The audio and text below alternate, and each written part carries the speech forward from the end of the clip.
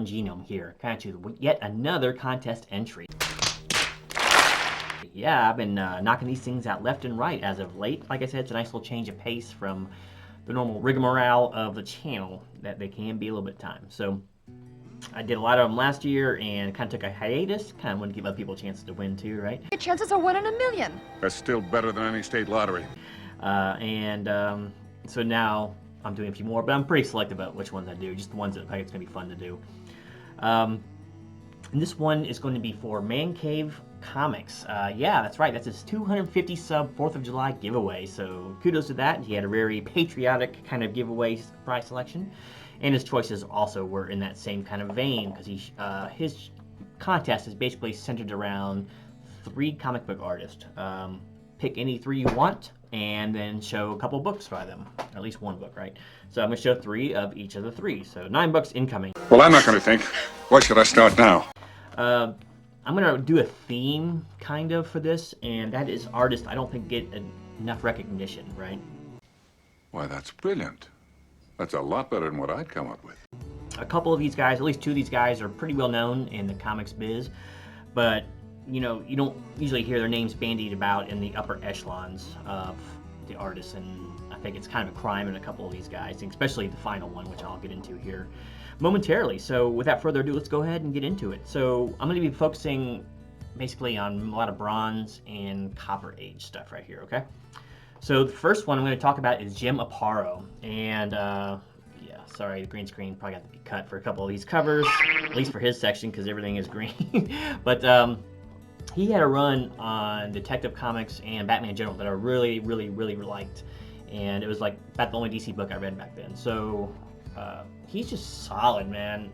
He's been around for a long time in the business, and he has probably my favorite Batman look. He does, if you can see it right here, I think he has the perfect like pointiness and length to the Batman ears, because it's always such a point of contention with a lot of people. You know, what's the right size for it? But I think his is basically perfect. You get that big welt on his side. He got kicked in the jaw earlier. It takes a real beating in this, but I love this like action shot right here, and he draws Batman very dynamically, which is perfect for the character. He's very acrobatic. He didn't do the cover here. In fact, he didn't do any of the covers here. I was looking around to see if I had some Aparo covers, and I didn't really have any. But he did a lot of work all over DC. Here's some of his Green Lantern work. I don't know, he's super solid, man. I mean, kind of less bold lines than some of maybe his contemporaries, but I think it softens his art and kind of helps it out, because it lets him define the faces really well, and they're quite animated.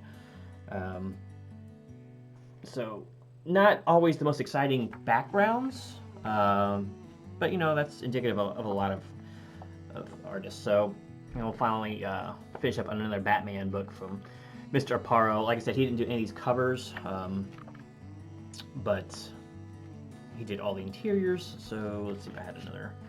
I wasn't crazy about his Batmobile. I didn't like that part, but just trying to find a good Batman panel here for you.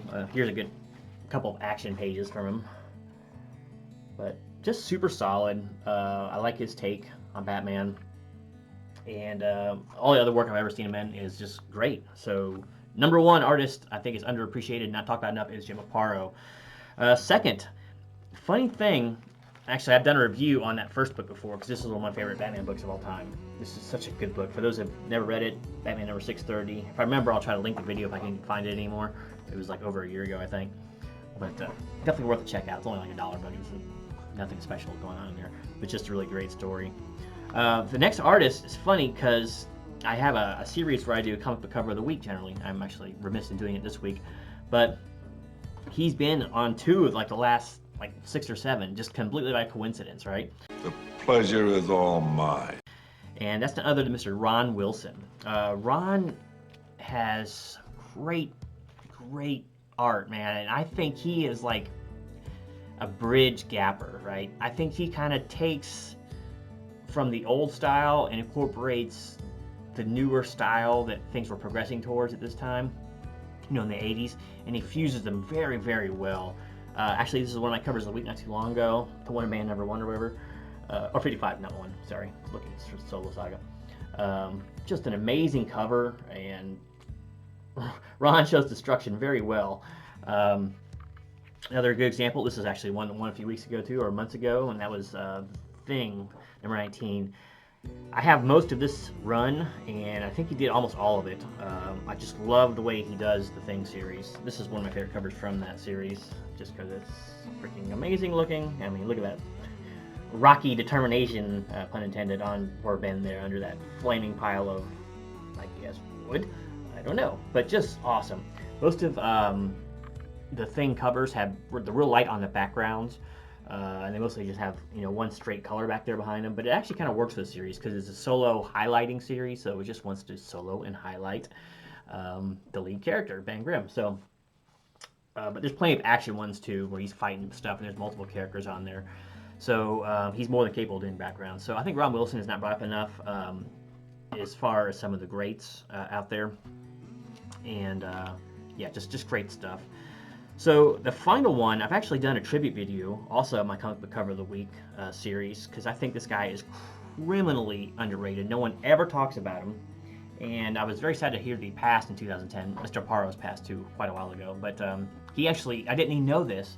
Well, anyway, the artist is Rick Levins.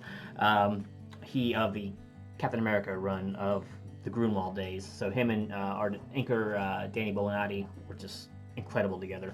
But I come to find out this guy actually lived and worked probably like 3 miles from me back in Orlando when I lived there. He used to work over at Full Sail teaching, I think, visual design. I was like, man, I would have made the pilgrimage and go see him, just, I don't care about signing books, just want to meet him, tell him how great I thought he was. But he had a lot of different series that he worked on. My favorite was definitely his Cap run, and his covers are always awesome. I love the dynamic posing they got going on here. Not posing, but dynamic action shots. I think he had the best rendition of Captain America, period. He kept him looking mostly in the realm of normalcy. Of course, he's chiseled and amazing, but like, there's no exaggerated features, no huge chins. His biceps are, while big, they're not freaking ridiculously, obscenely big. This is one of my favorite covers of all time from him, with MODOK on it. I mean, but look at the dynamic action he's got going on in these covers, man. Just impressive. And the work is good all throughout. If there's one knock you could say about him, sometimes his interiors look a tiniest bit unfinished. I don't think they do, just because once again, he doesn't have the boldest lines in the world compared to some people. So if it isn't inked, just so it, like his face is, it just doesn't look like Kirby-esque, right, at all. But I just love the way he draws Cap. I think he has the definitive Cap, proportional, but still, meta-human looking in all his perfection, and just love the dynamicism of all of his covers. And I can't believe that this guy didn't get more big books, when some other people of, shall we say, varying talent, got tons of work, got all the accolades, and some, a workman, but a good one, a skilled one, like Mr. Levins, kind of, was not even ever talked about, never got any shine, never got any love. The truth hurts, doesn't it, Habsburg? Oh, sure. Maybe not as much as jumping on a bicycle with a seat missing, but it hurts. Well, I tried to give him that in the tribute video. He's one of my favorite artists of that time period, if not favorite, and I would just like to see more work from him. So there you go. There's my 3 artists and books thereof that they worked on. Hopefully this satisfies all requirements. Congratulations on hitting 250 subs, Mr. Man Cave. It's not easy to get there, man. Those first 100 took me over a year, so and so I haven't really got much more since then. But I mean, it's like it's a tough grind, so I know what it's like. So big congrats on that milestone, and you'll be shooting up faster than you think. Well, yeah, I mean, actually, I think last I looked, you're 275 subs, so you're moving right along. So 300 is right around the corner. So congrats on that. Thanks for running a great contest, and if I missed anything, just let me know. But anyway, thanks again for watching. Don't forget to like and subscribe.